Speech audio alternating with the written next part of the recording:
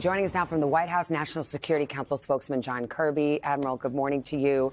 We'll get back to the Middle East in a moment. Let's start with Ukraine because President Zelensky is coming today and he's hoping to not leave empty-handed. How confident are you that this funding will be passed? And can you send a signal? How far is the White House willing to concede and make some concessions to get this deal done?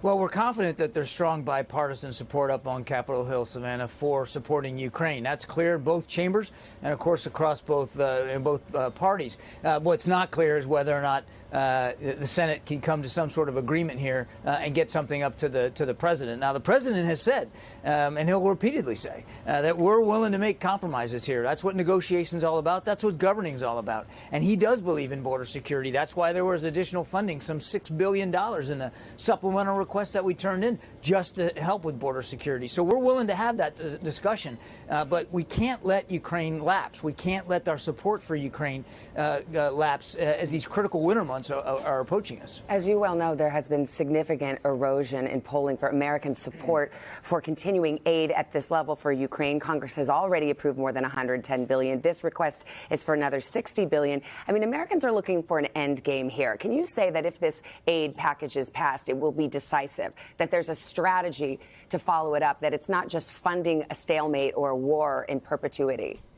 What I can assure the American people is that this additional funding will absolutely help Ukraine claw back even more of their territory and try to kick the Russians right out of Ukraine, to restore their own territorial integrity. This is critical funding for critical systems that will absolutely have a profound impact on the battlefield for the Ukrainian soldiers. It will also help encourage other nations to continue their support for Ukraine. Now, how long that fight's going to go, I couldn't tell you with any great specificity, but this kind of funding for these kinds of systems are critical right now.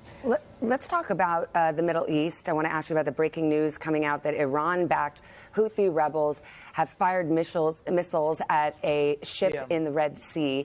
We also see increased fighting in the north between Hezbollah, again, Iran client, and in Israel in the north. How concerned are you about this conflict widening, and are we already there?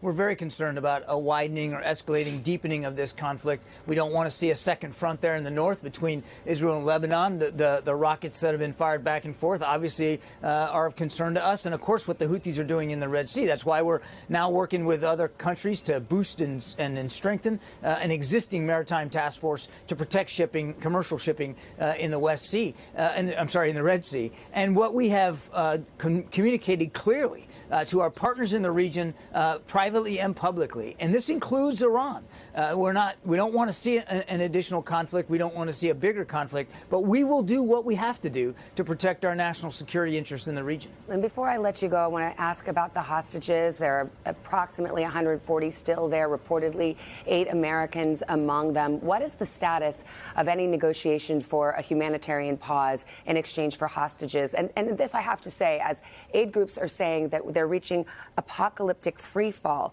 in Gaza. Is there enough urgency for the White House in these talks?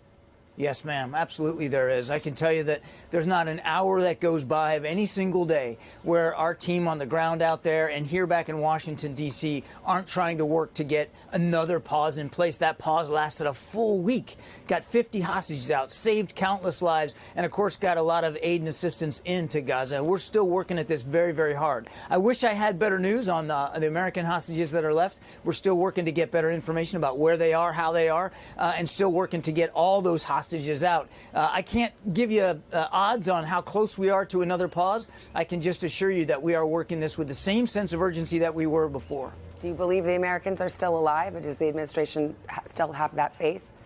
We don't have any strong indications otherwise, Savannah, so we're working under the assumption that they are alive. We just don't have great information and with a great specificity on each and every one of them. So we have to assume, we're going to assume, that they're alive and that we can get them back with their families where they belong. Admiral John Kirby at the White House North Lawn for us. Thank you very much. Hey, thanks for watching. Don't miss the Today Show every weekday at 11 a.m. Eastern, 8 Pacific on our streaming channel, Today All Day. To watch, head to today.com/allday or click the link right here.